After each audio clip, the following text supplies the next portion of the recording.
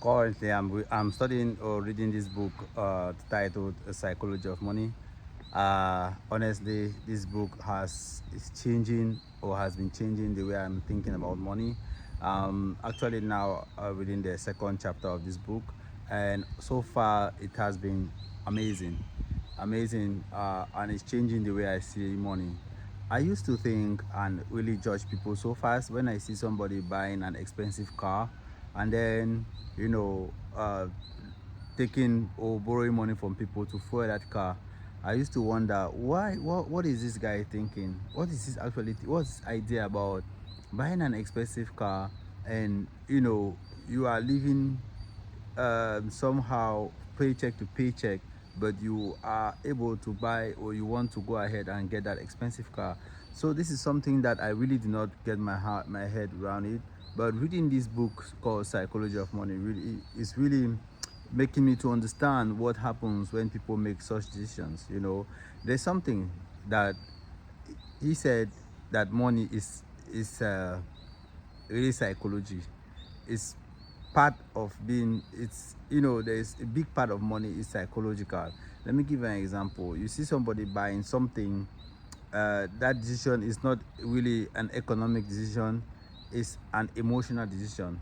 And this emotional decision links back to the psychology of money because you know before you start judging somebody, you start thinking, you have to know the person's background, you have to understand what the person thinks about money. And this is something that I really did not understand, because me, as somebody who is building wealth and working towards financial freedom, I always think that everything should be something that makes sense economically and monetarily.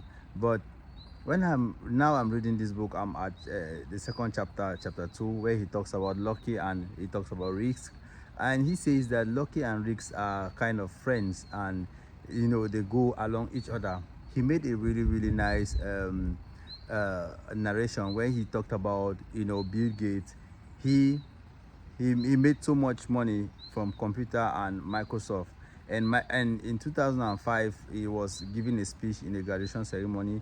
He said that without a Lakefield College, there will be no Microsoft. And in that time, he said, at that time, 1968, there were about 300 million students at high school, and that's around the world. And Bill Gates happened to be one of the only people who had access to computer. So you now see why Bill Gates was so obsessed about computer.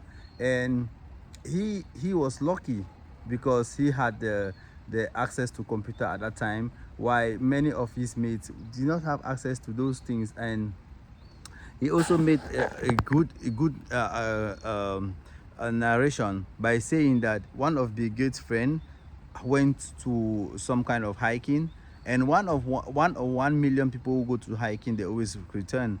But Bill Gates' friend, I think her name was Kent or something like that, she did not come back.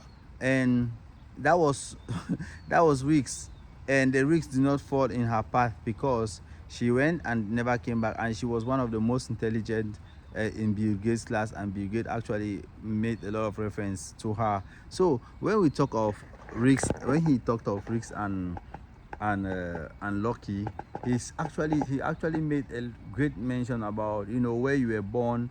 It has a lot of influence on your success. So imagine that you are born somewhere in a poor country, and of course we are not saying that if you are born in a poor country you cannot become rich, but the fact is that your possibility of getting rich are so slim.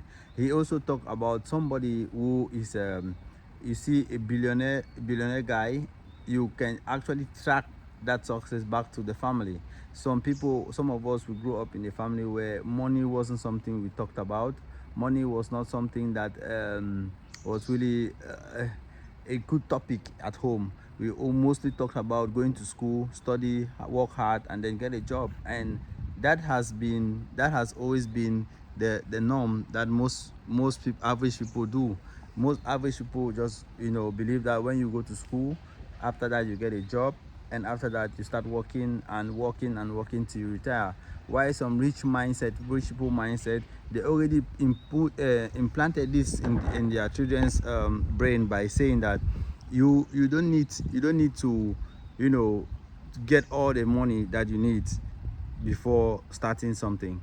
This means that, you know, a lot of business people, they kind of start a business, and in the way, right, they keep learning and improving. But some of us, the average people, will think that if you want to start a business, you must start big. And this is the problem why most people don't start in life. And sometimes you feel like, had it been you started, you would have been somewhere really far. And the book Psychology of Money is really intriguing. I'm reading that book, and I'm actually going to make a video talking about the things that I'm learning from that book, The Psychology of Money. I'm actually going to make, at the end of that book, I'm actually going to come up with lessons, what I've learned from that book, that even if you don't read that book, you actually gain by just listening to the lessons that I've learned. And I'm going to make it as summary, or I'm going to summarize it as short as possible, so that you can grab what the Psychology of Money, that book, really talks about. So, and I really do recommend that book for everyone, because I think that money, the topic money, is something that is not really widely spoken in our society, even though money affects everyone.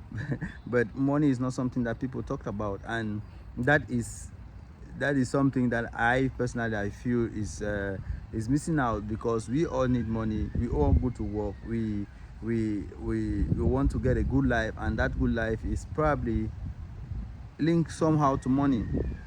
And this guy, he actually he said something really great, that money is one of those things that affect everybody. So there is money and health. These two things affects everybody. So no matter who you are, these things affect you. So why is it that our society, we don't talk about money? It's really baffling me. It's something that I really don't understand.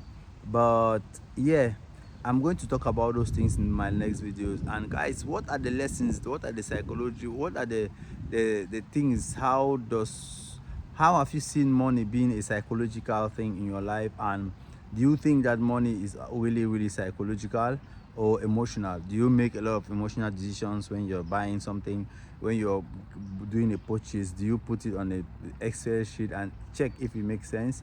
Let me know in the comments, and I'll see you in the next video, where we are going to talk about so many other great things about money and stuff like that. So thank you for this one, and see you in the next video.